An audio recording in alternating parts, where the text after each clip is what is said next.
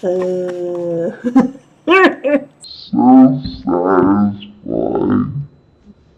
here are 9 things I think motorized wheelchairs should be like standard, right? Okay. Now, of course, there are a number of things that like were like fantasy luxury ideas. Like I want a unicorn-shaped wheelchair. I do, but that's not what I'm going to talk about here. I'm talking about like practical things that should exist but don't exist. The whole like unicorn.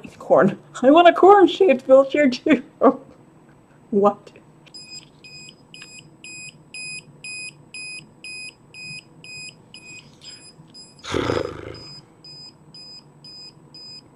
This is, yay, 98%. I can talk and record a video.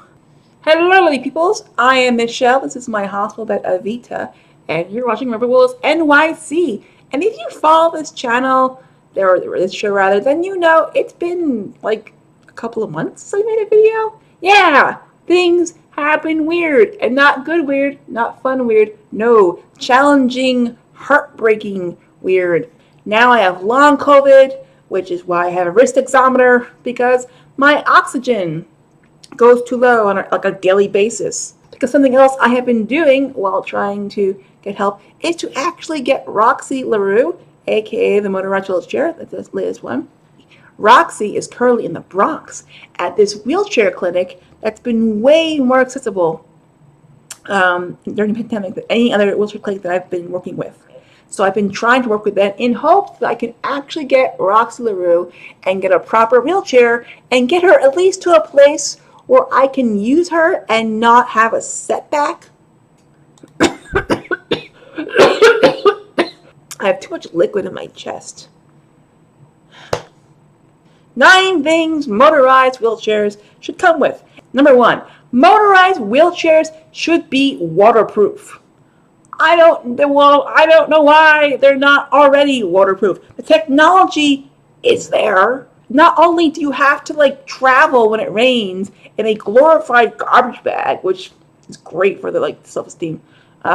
Nothing sexier than traveling around in your glorified garbage bag.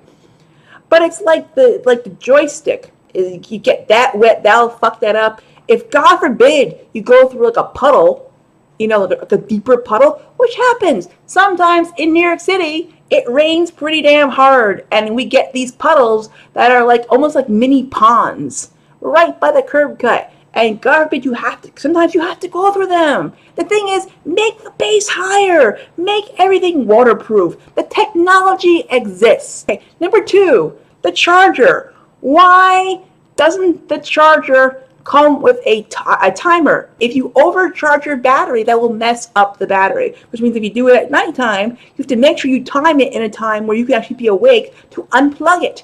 Number 3, the seating and the armrests need to either be made with a material that is good in the summertime or come with like a cover, because right now the current material scalds the skin because it gets so hot in the summertime. Then you put your hand. It's almost like a car seat. You're sitting in a car seat and it's like really really hot, and the car's been in the sun for too long, and you sit on it. You're like, oh, I've been burning my ass. Well, that's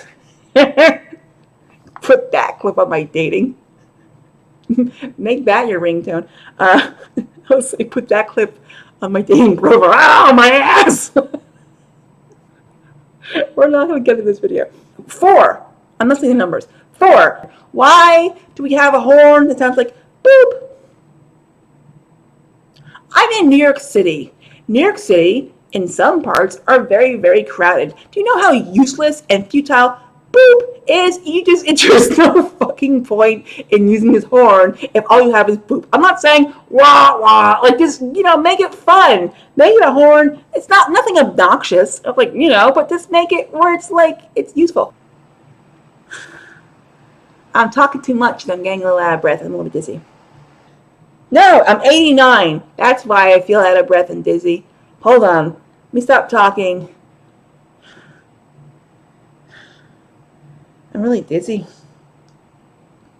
Number 5, less hill-related or incline-related fragility. I don't know what it is, But if you look on your wheelchair specs, motorized wheelchair specs, that you'll see like an incline capacity, I think it's called. I mean, I may be not remembering the exact name. Basically, let you know what is the degree of incline you can go up, and your wheelchair will work. And what happens is, if you stumble upon a hill that is too steep, it goes, too steep for your wheelchair. In my experience, it goes boop boop. That's the error message, and then it just stalls in the middle of the fucking hill. Why? Because it's not like they warn you, like, okay, Michelle, here's a list of all the streets and hills that you should avoid in New York City. No. You stumble upon this yourself. You're going up a hill because it's kind of along the path of where you gotta go, and all of a sudden you're like, boop boop, stall. Why is that a thing? I mean, I understand that, like, I'm not expecting the wheelchair to have off-roading capabilities. It'd be nice, but I'm not expecting that. But I should be able to go up every freaking hill in New York City and not stall in the middle of the hill. So, as a person who is now, especially now with long COVID, is sensitive to the heat, and then, but in general, I'm also sometimes, when my system is all wonky, I get a UV allergy. Because I am an alien who's not supposed to be on this planet. I don't know why I have so many things wrong with my body. And this is more of a wheelchair accessory related idea, but I think it should be standard or come as an option with motorized wheelchairs. Like, if you look at at least in America, okay, in the States, there's like two main brands of wheelchair umbrellas, and they're not meant for a wheelchair in motion. They're meant for you to sit in one place and not move. And no, I have a life. I travel. I need sun protection while on the go. And if you follow this channel before, I've done reviews of these wheelchair umbrellas where I'm trying to secure it with like duct tape and yarn. It's a whole fucking MacGyver thing. It's like it's just really, and I've never quite mastered it. I think, protection from the weather should be standard if you want it. If you don't want it, you don't have to have it. It's kind of like a convertible. You can put it up and down and whatnot, So let's just say, doo-ba-doo-ba-doo. I don't know why that came out, so. Oh, I feel my heart beating a little too fast. I'm in love. Nope, I'm 89% oxygen. And my heart is 83. My body's way working too hard just to exist. Please hold. Because we have to put the AC on soon too. We're good. Okay. So the last thing I think should be standard with motorized wheelchairs is a solar powered battery. Now I'm not saying it has to be like solely solar powered. You can charge it electrically and stuff, but then the solar powered should be as a backup, and that would be a great option for traveling outdoors. Charged like on the typical what coherency? No. Hi there, I'm making a video. Let's try that again. Solar power mode, and then it would help you get home safer, and you would be stuff. My brain's buttered out. But I think those things should be standard in motorized wheelchairs. You can option out some of these things if you don't want them, but this stuff. So if you're the person in a motorized wheelchair, what? Oh my God. We've come so far and been fairly coherent.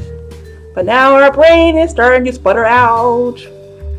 If you are a human in a motorized wheelchair, what are some things that you wish existed on motorized wheelchairs that don't already exist for the common average wheelchair? Leave your comments in the comment section. That's where they belong. I'm getting quite tired, and my chest is like, stop talking. So I'm gonna do that. I'm a bit dizzy. Also, it's time for me to put on the AC because it's getting into the 90s today. Right, so that's it. As always, be good to yourself, be kind to yourself, and jazz hands, and wrist examiner hands, and then time for the AC. Okay, bye.